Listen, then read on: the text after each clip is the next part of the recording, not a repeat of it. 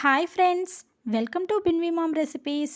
ఈరోజు మన ఛానల్లో చుక్కకూర టొమాటో కర్రీ ఎలా తయారు చేయాలో చూద్దాం. వారంలో 2 రోజులైనా సరే ఆకుకూరలు తీసుకోవడం మన హెల్త్కి చాలా మంచిది కదండి. ఈ చుక్కకూరలు కూడా పోషకాలు చాలా ఉన్నాయండి. చుక్కకూరలో ఉండే ఐరన్ కంటెంట్ రక్తహీనత నివారించడంలో సహాయపడుతుంది.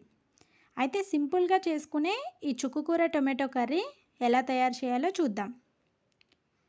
ముందుగా స్టవ్ పై ప్యాన్ పెట్టుకొని హీట్ చేసుకొని 2 స్పూన్ల ఆయిల్ వేసుకోవాలి. ఆయిల్ హీట్ అయిన తర్వాత 1 స్పూన్ ఆవాలు, 1 స్పూన్ జీలకర్ర, 1 స్పూన్ పచ్చిశనగపప్పు, కొన్ని ఎండుమిర్చి రెబ్బలు, కొన్ని కరివేపాకు వేసుకొని బాగా ఫ్రై చేసుకోవాలి.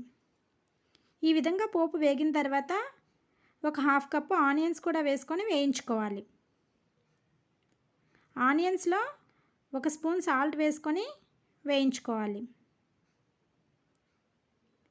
ఆనియన్స్ ఈ విధంగా కలర్ చేంజ్ అయిన తర్వాత దానిలో 1/2 స్పూన్ పసుపు కూడా వేసుకోవాలి.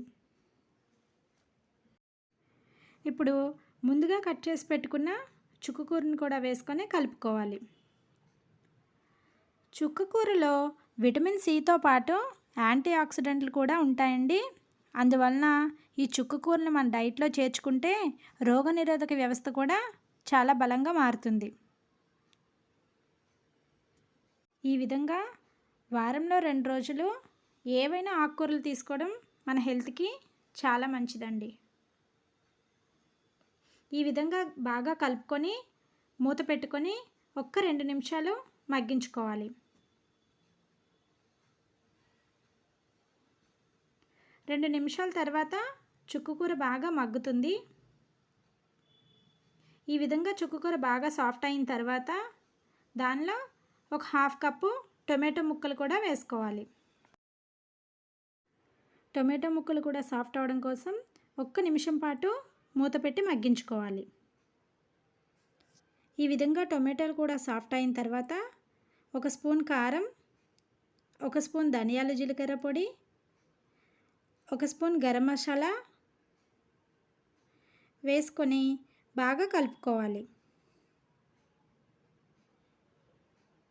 తర్వాత కొద్దిగా వాటర్ వేసుకొని ఆ మసాలాలు మగ్గేలాగా 1 నిమిషం పాటు మూత పెట్టి మగ్గించుకోవాలి.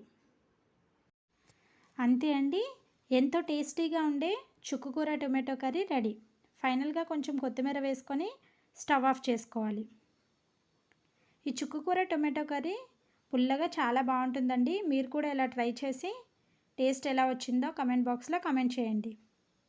Please subscribe our channel. Thank you for watching.